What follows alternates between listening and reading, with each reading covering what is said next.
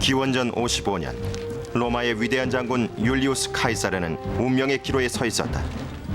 혹독한 훈련을 통해 빈틈없는 전술에 결단력까지 갖춘 로마군은 이미 지중해 지역을 거의 다 정복한 상태였다. 카이사르는 이미 지금의 프랑스와 벨기에에 해당하는 갈리아를 손에 넣고 있었다. 하지만 그는 만족하지 않고 더 큰 승리를 꿈꾸었다. 그는 얼마 후에 로마 본국으로 군대를 이끌고 들어가서 로마 역사를 완전히 다시 쓸 생각이었다. 하지만 먼저 멀리 있는 신비한 땅, 영국이라는 섬나라를 침공하기로 결정했다. Britain was unknown. It was a place thought to be inhabited by strange beasts, by savages that painted themselves blue, who offered children in sacrifice. This is like putting men on the moon. It has no military value, but it's something that you can say that you've done.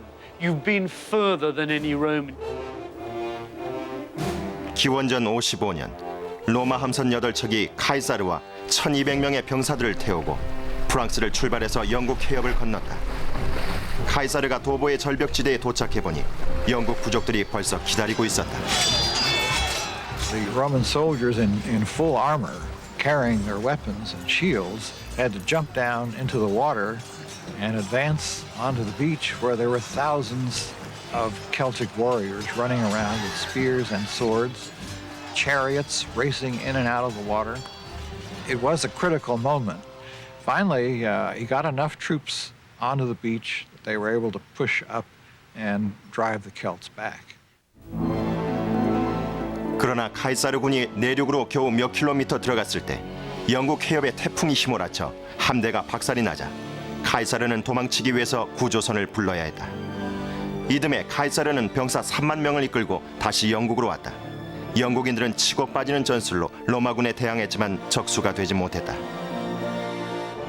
Their warfare was not designed for fighting massive armies like the Romans. It was largely small-scale, designed for intertribal warfare. They didn't have the experience of facing armies like the Romans. 그러나 이번에도 영국 해협에 태풍이 몰아쳐 카이사르는 별다른 성과를 얻지 못하고 예정보다 일찍 유럽 대륙으로 돌아왔다. The two attacks Caesar made on Britain in 55 and 54 BC were actually more or less military disasters. He was very lucky to escape because his fleet was twice wrecked by storms on the beaches. And in terms of success on land with his army, it wasn't his greatest moment. 카이사르는 다른 이유 때문에 영국을 빨리 떠나고 싶어 했다. 카이사르에게 정복당한 갈리아의 여러 부족들이 힘을 합쳐 반란을 계획 중이었기 때문이다. 갈리아인들은 전사들의 위대한 대장이란 뜻인 베르킨 게토릭스란 젊은이를 추장으로 선출했다. 나이는 20대 초반이었지만 그 역시 카이사르처럼 대담하고 영리했다. He clearly had very powerful strength of personality in leadership. He, simply because of the discipline he was able to enforce on that very disparate Gaulish army, he managed to achieve some quite remarkable feats with it, just in terms of bringing it together, moving it around, and giving Caesar a very hard time. 갈리아인들은 갈리아 중부에 있는 제르고비아란 마을을 두고 벌어진 전투에서 카이사르에게 최악의 패배를 안겨줬다. 카이사르 군대는 750명을 잃고 퇴각했다. 로마군의 피맛을 본 갈리아인들은 카이사르와 갈리아 그리고 유럽의 운명을 결정하게 될 최후의 대결을 앞두고 있었다. 베르킨 게토릭스는 8만 명의 군사를 이끌고 버건디에 있는 언덕 도시 알레시아로 향했다. 알레시아는 평원이 450m 언덕에 있었다. 장소 선택이 치명적인 실책이었다. 5만 명을 이끌고 도착한 카이사르는 도시를 포위해서 적을 굶주리게 만들기로 결정했다. Nous sommes sur l'oppidum d'Alésia. We're standing on Alesia looking from the exact spot that the army of the Gauls did. When they saw Caesar's troops facing them, surrounding them in the hills and valleys to conduct the siege of Alesia. César, pour faire le siège d'Alésia, 카이사르는 갈리아군의 도주를 막기 위해서 고원 주변에 탄탄한 성벽을 쌓아 올리기 시작했다. 성벽은 프랑스의 이런 현대 건축물과 비슷한 모양이었다. 카이사르군은 불과 몇 주 만에 고원을 삥 둘러 17km나 되는 바리케이드와 감시탑을 완공했다. Oui, c'est quelque chose de tout à fait spectaculaire et César lui-même a été extrêmement... This is really spectacular, and Caesar himself was extremely proud. He gave a detailed account of it in his writings. It was truly a great feat, 50 years before Christ, to conceive all this. Tous les 20 mètres. There were towers every 20 yards or so, serving as watchtowers and also platforms for artillery, especially catapults, which Caesar made great use of throughout the Gallic Wars. 바리케이드와 감시탑이 전부가 아니었다. 카이사르는 최전선의 깊은 구덩이를 2개 파서 한 곳에 물을 가득 채웠다. Avait été rempli d'eau. Caesar had rivers diverted to completely fill one of these ditches. So, as we can see, it would have been a very effective obstacle against the Gallic cavalry. On the rampart, between the ditch and the fence, was something that was easy to make but also very effective. Branches with sharpened points, which play the same role as barbed wire does today. 방어벽 앞에는 끝이 날카로운 막대기들이 땅 위로 불쑥 솟아나와 있었다. 그것도 모자라 땅 속에는 몰려오는 적들을 꼼짝 못하게 만들 수 있는 무서운 함정이 도사리고 있었다. C'est extrêmement simple et très efficace. Donc, It's very simple and very efficient. They dug a pit about 3 feet deep. They drove a stake into the pit with a sharp point hardened by fire. Then they covered it with branches. César described this process in detail, and we found perfect examples of it in recent excavations. All this held up tremendously the advance of the Gallic forces, while from the towers in front, the Romans were firing projectiles down onto the Gauls. The whole system was extremely effective. 그런데 카이사르군이 거대한 요새를 완공하자마자 또 다른 갈리아군이 포위 공격을 저지하기 위해서 접근하고 있다는 소식이 들려왔다. 로마군은 첫 번째 방벽 바깥쪽에 적의 2차 공격군을 막기 위한 방벽을 세워야 했다. 카이사르군은 두 방벽 사이에 캠프를 쳤다. 로마군이 적의 공격에 대한 준비를 마치자마자 갈리아군 증원 부대가 도착해서 바깥쪽 방벽을 공격했다.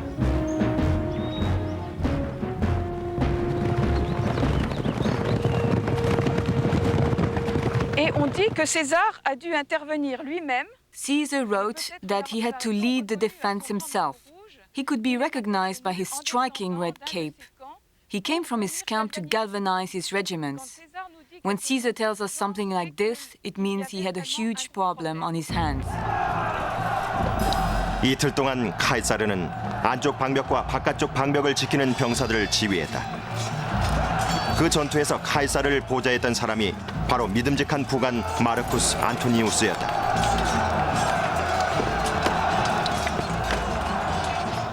차츰 로마군이 우위를 점하게 되자 갈리아 군들이 겁을 먹고 흩어지기 시작했다.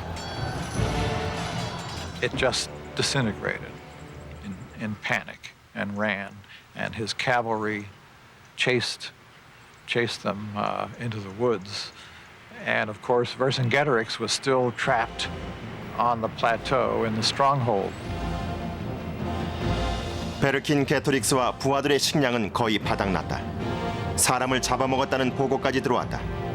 베르킨게토릭스는 카이사르에게 항복의 뜻을 전한 후 말을 타고 카이사르 앞에 나타나 그에게 무릎을 꿇었다. 베르킨게토릭스는 포로 신사가 돼 로마로 이송됐다. 그리고 6년 후 카이사르가 승리를 축하하고 있는 동안 그는 목을 매서 목숨을 끊었다.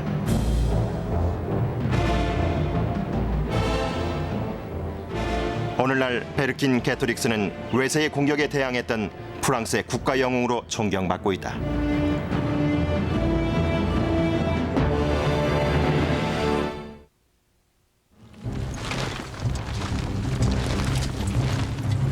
기원전 50년까지 9년 동안이나 서유럽 원정이 계속되면서 카이사르는 충성스럽고 전투로 다져진 군대의 총사령관이자 막강한 재력가가 됐다. 카이사르의 다음 목표는 바로 로마시였다. 함께 삼도 정치를 이끌었던 폼페이우스 장군은 이제 카이사르의 적이었다.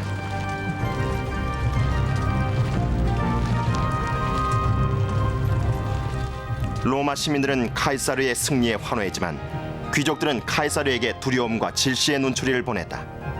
카이사르는 제국을 통치하고자 하는 귀족들의 야심과 재산 축적의 걸림돌이 되는 위협적인 존재였다. 그리고 언젠가는 일어날 사건이 터졌다. Eventually, that competition is going to get out of control. Eventually, too few people are going to have too large a share of the booty. Super warlords are going to be created. And civil war, as happens in the 1st century BC, will eventually break out between 2 or 3 of them. 원로원 내의 카이사르의 적들은 카이사르에게 프랑스와 북부 이탈리아 총독 자리를 사임하라고 요구했다. 또한 군대를 해산시키고 로마로 돌아오라는 요구도 덧붙였다. 그럼 정치가로서 카이사르에게는 남는 게 하나도 없었다. If he returned to Italy, his military command would expire, and he would then no longer have the protection from prosecution which was given by actually being in office. So he would have been extremely vulnerable personally had he gone back to Italy. 카이사르는 자신을 로마의 집정관으로 임명해주면 군대를 해산시키겠다고 제안했지만 원로원은 거절했다. 그러면서도 원로원은 카이사르의 적인 폼페이우스 장군에게 로마를 수비할 군대를 증원시킬 수 있는 권한을 주었다.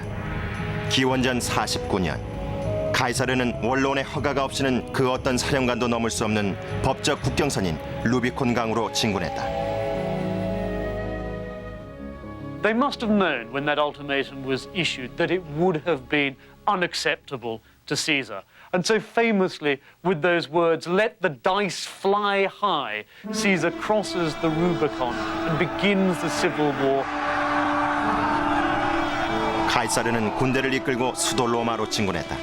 수많은 도시들이 그를 두 팔 벌려 맞이했고 8만 명의 자원병들이 행군에 합류해 폼페이우스에 맞섰다.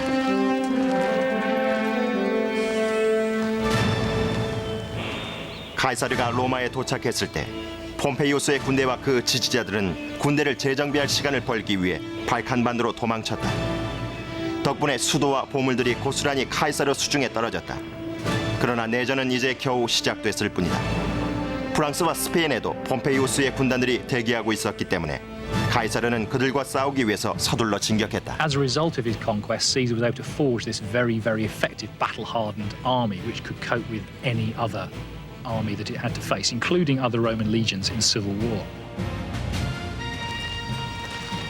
카이사르는 스페인과 프랑스에서 별다른 싸움 없이 적을 쉽게 제압할 수 있었다. 적들 대다수가 카이사르 편에 합류했다. 지방에 있는 로마 도시들도 잠재적인 타겟이었다. 카이사르에 맞선 도시에게 남은 것은 후회뿐이었다. 프랑스 남부 마르세유 근교에 위치한 고대 마을 라클로시가 폼페이우스 군의 보급을 돕는다는 소식을 들은 카이사르는 그 마을을 파괴하라고 지시했다. 기원전 49년 카이사르군 파견대가 이곳 산악도로까지 진군했다. Ici, nous sommes sur la voie d'entrée, la voie qui vient de là-bas, qui va. Here we are on the entrance road which leads up to where the town gate stood. Along here we found several piles of slingshot stones ready to be used in defense. They were apparently the only weapon the villagers had.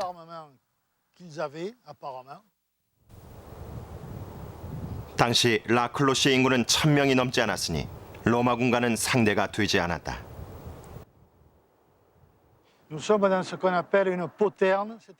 Where I'm standing here was a doorway in the rampart, the protective wall.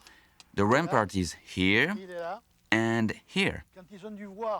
When the villagers looked out and saw the Romans coming up the access road, they must have been terrified. They quickly tried to fill up the doorways with anything they had handy, stones and mud bricks. 하지만 마을 사람들의 노력도 아무 소용이 없었다. 카이사르의 적군을 도왔던 마을 사람들은 노예로 팔렸고 라클로시 마을은 파괴됐다.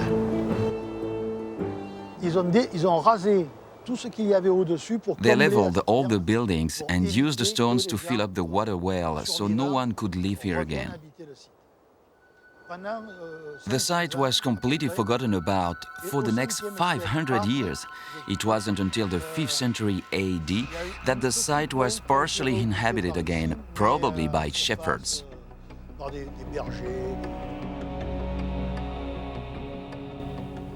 카이사르는 서쪽 지방에서 간단하게 승리를 거둔 후 로마로 돌아왔다. 하지만 그에게는 아직 전투가 기다리고 있었다. 로마 정부를 통제하기 위해서는 폼페이우스를 이겨야 한다는 사실을 알고 있었던 카이사르는 군대를 이끌고 동진해서 발칸반도로 향했다.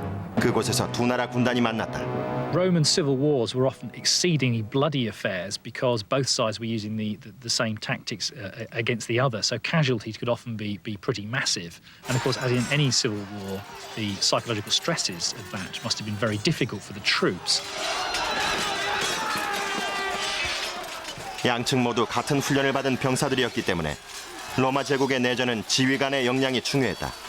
그 점에선 카이사르가 유리했다. Pompey was aging, he was not as decisive. Caesar moved his troops more quickly and was also quite good at deceiving his enemies as to his intentions. 첫 번째 전투 후 두 로마 군대는 기원전 48년 아테네 북쪽에 있는 파르살루스에서 충돌했다. 카이사르는 폼페이우스의 전략을 미리 짐작하고 전투에서 우위를 점한 후 폼페이우스 군에게 항복을 받아냈다. I think Caesar wins the civil war for two reasons. Firstly, because his side is more unified than the opposition under Pompey. The second reason people don't like to talk about, but I think it's important, we have to admit that Caesar, throughout the campaigns against Pompey, had a series of pieces of good luck. Pharsalus was a piece of good luck, picking Pompey's tactics and strengthening that wing of his army to respond to them. It could have gone differently. 폼페이우스는 이집트로 도망쳤지만 동맹군이었던 어린 파라오 프톨레마이오스는 도착 즉시 그를 죽였다. 폼페이우스의 머리는 사흘 후 이집트에 도착한 카이사르에게 전해졌다. 카이사르는 눈물을 흘렸다고 전해지는데 그것은 자신이 명실상부한 로마 제국의 주인이 됐음을 확인시켜준 눈물이었다. 카이사르가 갔을 때 이집트는 권력 투쟁이 한창이었다. 어린 프톨레마이오스는 파라오 자리를 두고 21살의 노이 클레오파트라와 싸우고 있었다. 클레오파트라는 카이사르에게 이길 수 있게 도와달라고 부탁했다. 그녀는 몸을 카펫으로 둘둘 말아 카이사르 앞에서 갑자기 정체를 드러내는 극적인 방법으로 자신을 소개했다. She was said to have a seductive voice and a kind of vitality and vivacity that was extremely attractive. 카이사르는 클레오파트라의 유혹에 넘어가 병사들을 동원해 로마 제국의 지배하에 클레오파트라가 이집트의 단독 통치자가 될 수 있게 도왔다. 그리고 그 후 몇 달 동안 클레오파트라와 함께 배를 타고 나일강을 유람했다. 카이사르는 로마 제국의 재산을 지키고 있노라 주장했다. Egypt was vital if Caesar was to contain control of Rome and of the eastern Mediterranean. Cleopatra, too, was looking to retain her position as Queen of Egypt. A wonderful coalition of the political and romantic. 카이사르가 마침내 로마에 입성했다.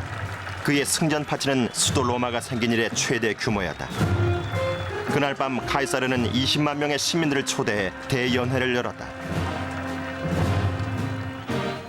로마 제국의 지배자가 된 카이사르는 오랫동안 동고동락해온 병사들이 은퇴해 이탈리아와 프랑스에서 풍족하게 살 수 있게 배려했다. 그러나 그리 오래지 않아 그들은 카이사르를 제거하기 위해 다시 군에 복귀했다.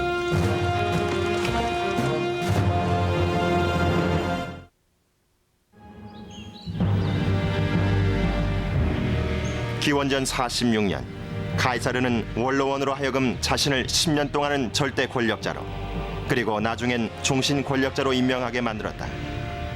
공화정의 전통을 존중하는 수많은 로마인들은 그의 행동을 혐오했다. 카이사르 라이벌들 사이의 시기심은 극에 달했다. 기원전 44년 3월 15일 원로원 의원들이 회의에 참석하기 위해 온 카이사르에게 달려들어 칼로 23차례나 찔렀다.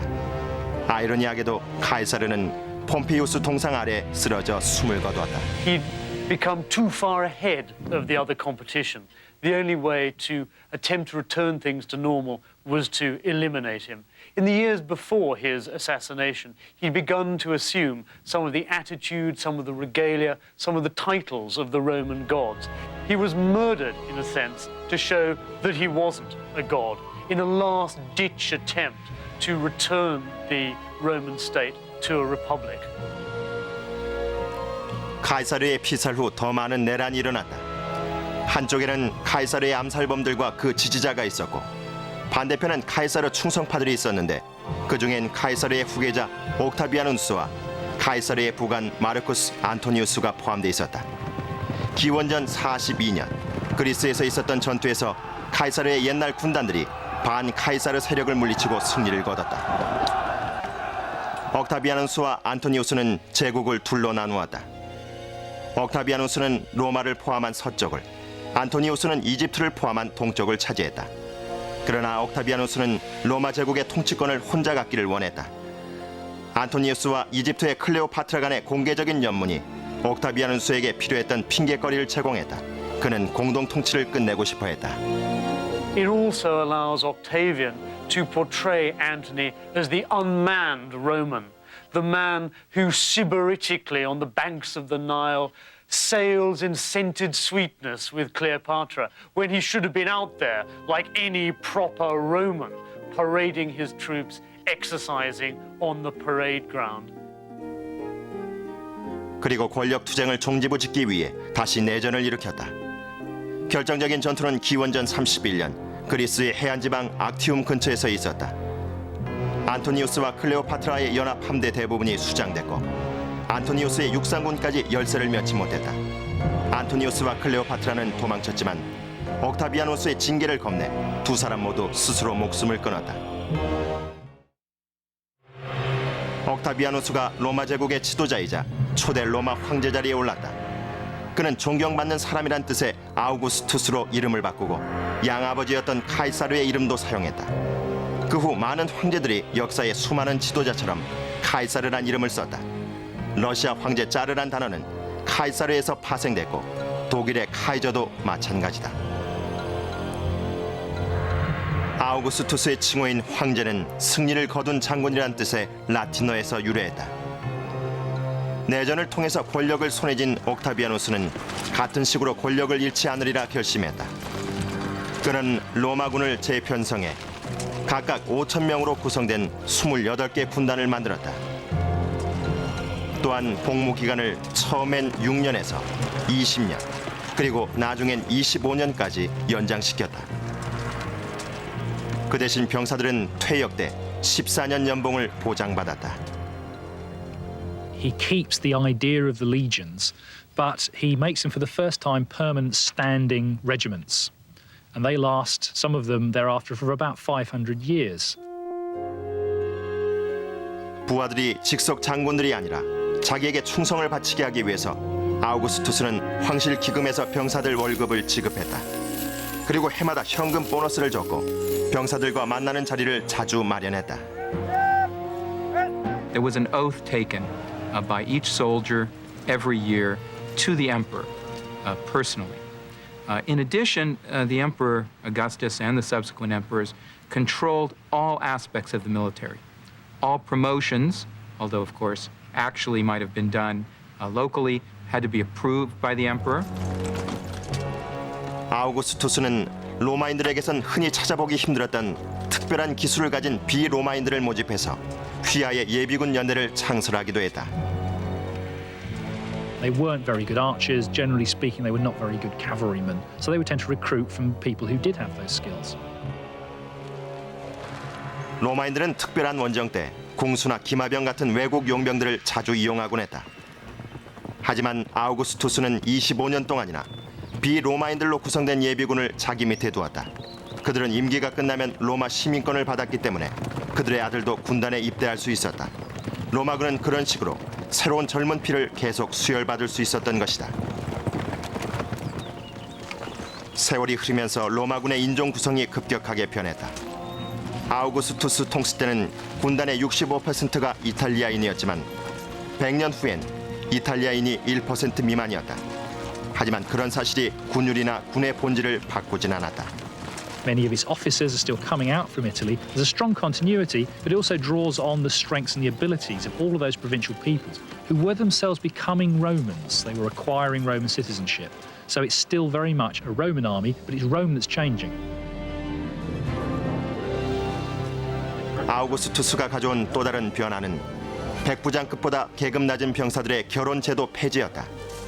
병사들이 여자보다는 군대와 결혼하는 게 훨씬 효율적이라는 게 그의 생각이었다.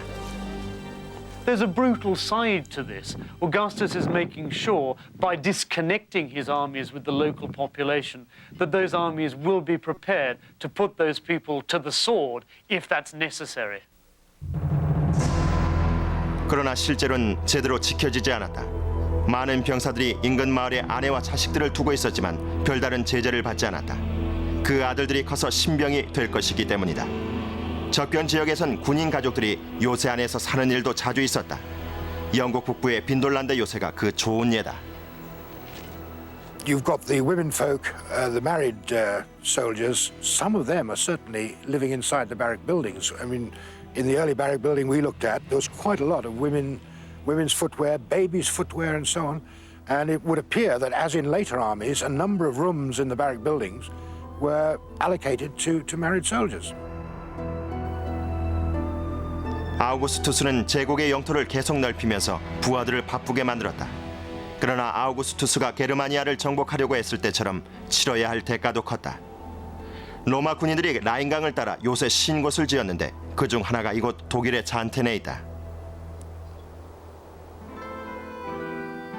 서기 7세기경 로마 제국은 엘베강까지 게르마니아 땅을 장악하고 장군이라기보다는 관리인으로 더 잘 알려진 한 사람을 게르마니아의 로마군 사령관으로 앉혔다. 그가 바로 아우구스투스 종손녀의 남편인 퀸크틸루스 바루스였다. 그가 게르만 내의 5개 군단 사령관을 맡았다. 그러나 게르만족들은 반란을 계획 중이었다. 게르만족의 리더는 한때는 로마 예비군으로 싸운 적이 있어서 로마군의 전술에 능통한 아르미니우스였다. 로마군은 여전히 그를 동맹군으로 믿고 있었기 때문에 완벽한 덫을 칠 수 있었다. 서기 9세기 아르미니우스는 지방 봉기를 진압한다는 구실을 내세워 바루스를 설득해 부하들을 데리고 게르마니아 북부에 있는 숲속으로 들어갔다. The other side put on a very convincing story. You know, they said, "Look, there's trouble going on. I think you should intervene, and this is the best route to go." And they took him through marshy, very difficult country, and the Germans just prepared a fantastic ambush, and that was it. 바루스는 아무 의심도 없이 세계 군단과 3만 명 정도 되는 캠프 동행자들을 데리고 투터베르크 숲으로 들어갔다. 그러나 그들 대부분이 숲에서 빠져나오지 못했다.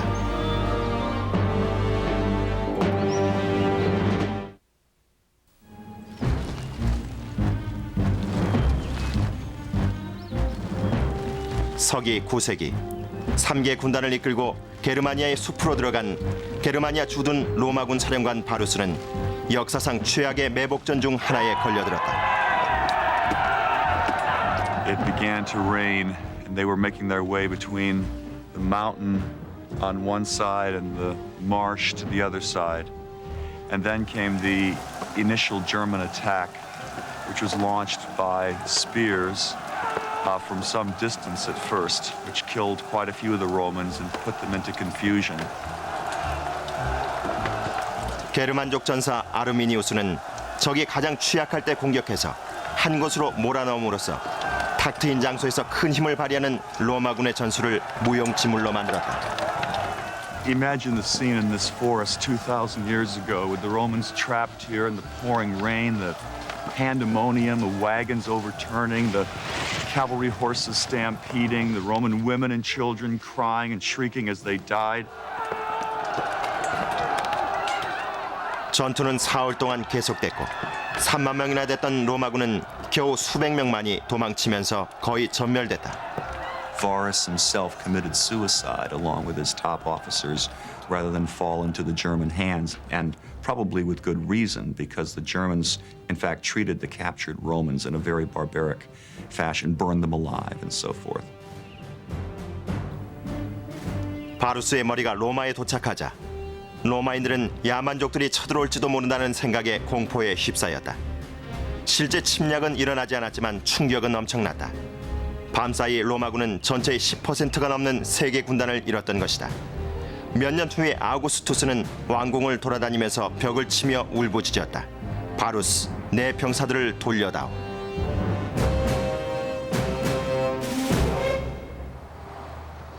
역사 속에서 잊혀졌던 정확한 전투 장소가 1987년 한 고고학자가 금속 탐지기를 이용해 땅속에 묻혀있던 로마군 동전 수십 개를 발굴하면서 드러났다. 동전들 연대가 모두 서기 9세기를 넘지 않은 것으로 봐서 바루스 군대 소유임이 거의 확실했다. 그뿐 아니라 숲속에서 자행된 대학살에서 아무 쓸모가 없었을 의료기기와 2000년 전에 도사를 말없이 지켜봤을 기마병 마스크도 발견됐다. 로마 제국의 팽창 계획은 라인강에서 중지됐다.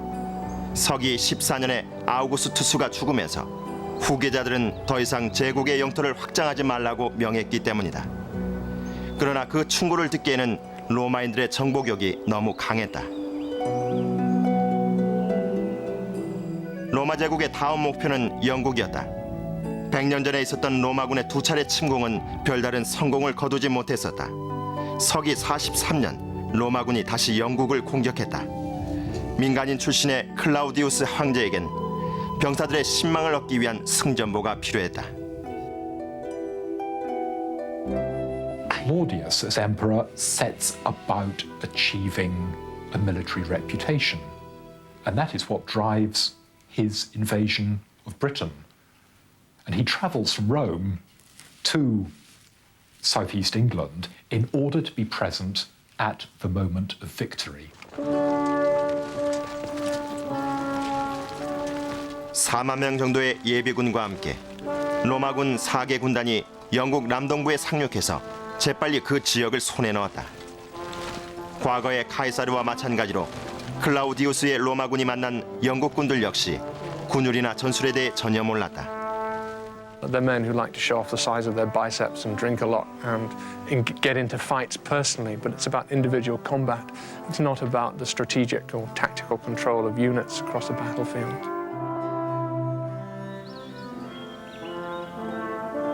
당시 대부분의 영국인들은 로마인들과 달리 도시에 살지 않았다. 문명하란 단어는 도시인들을 뜻한다. 영국인들은 이 같은 영국 남부 농촌 지방에서 주로 살았다. 물론 로체스터 근처에선 수비 임무를 위해서 언덕 요새에 사는 사람도 있었지만 극소수였다.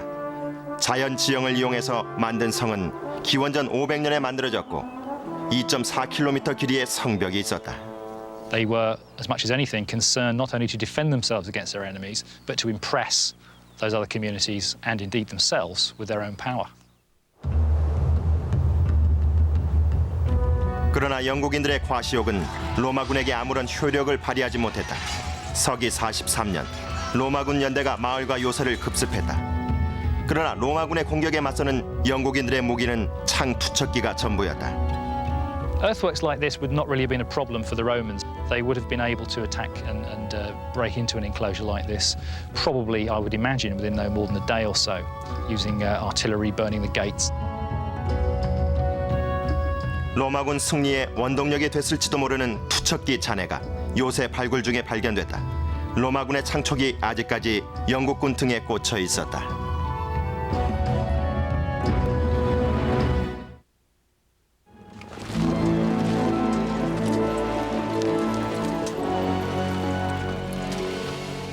영국 정복을 위해 진군하던 로마군은 가끔 만만치 않은 저항에 부딪히곤 했지만 대체로 큰 손실 없이 승리를 거뒀다. 그런데 한 영국군 대장이 로마군에게 큰 손실을 안겨줬는데 남자가 아닌 여자였다. 영국 동쪽에 있었던 부디카 여왕의 왕국은 로마군에 의해 합병됐는데 여왕이 로마 규칙을 거부하자 병사들이 그녀를 때리고 그 딸을 겁탈했다. 그 일을 기화로 서기 60년 부디카 여왕이 직접 선봉에 선 영국 부족들의 폭동이 일어났다. We have a description of her. She was extremely large and fierce, with long red hair cascading down to her knees and wearing a large gold necklace and with bright piercing eyes and a harsh voice. 부디카군은 매복 공격으로 로마군 2천여 명을 죽인 후 런던을 포함한 로마 도시 3곳을 파괴했고 로마 시민으로 귀화한 사람들 7만 명을 죽였다. And the Roman presence was virtually wiped out there. She and her army just killed everybody that she found. And if you dig up any of those cities and get down to the Roman layers, there is a large black layer of destruction which can be directly attributable to her activity. 부디카의 반격이 워낙 거셌기 때문에 로마의 황제 네로는 영국에서의 전원 철수를 심각하게 고민했다. 부디카의 군대는 거의 저항을 받지 않았다. 대부분의 로마군이 로마군에 저항하는 원주민 전사들을 부추기고 있는 켈트족 사제들 본부를 공격하기 위해서 웨일즈 지방에 있었기 때문이다. 로마군은 부디카군과 결판을 지어야 했다. 로마군은 런던 북쪽의 마지막 결전지에서 부디카군과 마주쳤다. 로마군은 영국군이 공격해오기를 기다렸다. 영국군이 가까이 오자 로마군은 투창을 던지고 공격을 개시해서 방패로 영국군을 때려눕히고 단검으로 도살했다. 그날 영국군 8만 명이 죽었다. 반면에 로마군 사상자는 400명에 불과했다. The usual problem that the British had encountered, that their simple battle tactics, single line charges, are not sufficient to deal with the extremely well-organized Roman legions. 부디카 여왕과 딸들은 로마군들 손에 당하기를 기다리지 않고 스스로 목숨을 끊었다. 부디카 여왕의 폭동은 로마군의 행군을 더디게 하지 못했다. 20년 후 그들은 오늘날의 영국 본토와 웨일즈 그리고 스코틀랜드의 거의 전부를 정복했다. 영국을 점령한 로마 제국은 서기 106년엔 중동 지방의 아라비아까지 손에 넣고 새로운 방향으로 국경선을 넓혔다. 로마군은 바람이 거센 스코틀랜드나 아라비아 사막처럼 기후나 환경이 열악한 지역을 정복하면서 놀라운 적응력을 보여주었다. Operating in deserts is very difficult, even under modern conditions, as our soldiers in the Gulf War can testify. In ancient times, it's quite remarkable. The Romans developed means to move food, water by donkey, and sometimes by camel, over long distances in the desert. Also, the use of depots and supply bases was a key to the Roman logistical system. And they were able to organize these supply lines over reasonably long distances and even into desert regions. One of the ways the Romans defeated these peoples, such as the Numidians or the Arabs, was by using local soldiers as auxiliaries. So they would use Numidian troops, use Arab troops in order to defeat these peoples themselves. 중동 지방의 로마 제국엔 고대 문명지도 포함돼 있었다. 이집트뿐 아니라 예루살렘과 현대 이스라엘의 나머지 지역, 더 동쪽으로는 바위를 깎아서 만든 무덤들이 있는 요르단의 무역 도시 페트라까지 로마 제국의 땅이었다. 로마군이 제국의 영토를 확장해 가면서 군단들은 본국의 정치 권력 판도에 더 민감해졌다. 군단들의 세력이 워낙 막강해져 필요하다면 무력까지 사용해서 차기 황제를 추대했을 정도였다. The army was absolutely crucial in determining who sat on the throne at Rome. Officially, Rome was a sort of a constitutional monarchy in which the emperor was approved by the Senate. But in reality, unless he had the backing of the soldiers, the loyalty of the soldiers, he was not going to last very long. 황제 추대에 유리한 위치에 있었던 군인들은 집정관의 근위병들이었다. 그들이 처음 황제 추대의 재미를 맛본 것은 서기 41년 악명 높은 칼리귤라 황제를 시해했을 때였다. 그들은 곧바로 황제의 삼촌 클라우디우스를 황제 자리에 앉혔다. The Praetorian Guard really enjoyed their nice cushy lifestyle in Rome. They needed an emperor to guard, so they dragged poor old Uncle Claudius, who was a rather obscure member of the imperial family, out of the palace. He thought they were going to kill him, but in fact they carried him off to their camp and made him emperor. 로마에서 멀리 떨어진 곳에 주둔했던 군단들도 강력한 정치 권력을 갖고 있었다. 68년 네로 황제의 자살 후 제국의 여러 군단들은 자기들이 좋아하는 사령관을 로마 제국의 최고 자리에 앉히기 위해서 서로 싸움을 벌였다. Many senior generals themselves, being senators, could well have a claim to power, and they were not at all averse to actually using their soldiers to that end. We tend to think of emperors lying sybaritically on couches in the middle of Rome, but actually most of them have fought and fought hard with armies on the frontiers. Being associated with an army, having military experience is key to anyone who wishes to be a successful emperor. 군대와의 관계를 소홀히 했던 황제는 모두 위험에 처했다. And this was, I reckon, the biggest mistake by Nero, for example. Things were going so well for the most part under Nero's reign. He could have a good time, and he neglected to go to the legions. Had he but realized it, if he'd gone to the legions, first of all, they would have all stayed loyal, but secondly, he would have realized how loyal they were. As it was, when one or two started rebelling, he threw in the towel straight away. It was totally unnecessary. 황제들은 군대의 충성심은 돈으로 살 수 있다고 굳게 믿었다. 아우구스투스는 자기 주머니에서 매년 병사들에게 보너스를 지급했고 클라우디우스는 근위병들을 행복하게 해주기 위해서 5년치 급료를 지불했다. 2세기의 마르쿠스 아우렐리우스 황제는 근위병들에게 뇌물을 주기 위해 황실 귀중품과 왕비의 옷까지 경매에 붙여야 했다고 전한다.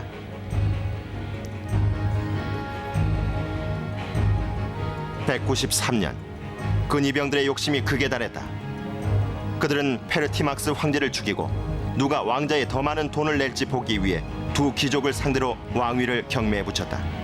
승리는 5년 연봉을 제시했던 디디우스 율리아누스에게 돌아가지만 결국은 손해본 거래였음이 판명됐다. 몇 달 후 불만에 찬 국경 수비군들이 율리아누스를 죽였기 때문이다. 왕자의 주인을 결정하는 로마 군대의 권력 싸움은 로마 역사 전반에서 쉽게 찾아볼 수 있다. 그 후 몇백 년 동안 자기들 사령관이 황제 자리에 오르길 바라는 군단들 사이의 내전은 제국의 방위력을 약화시켰고 힘을 잃은 제국은 결국 멸망하고 말았다.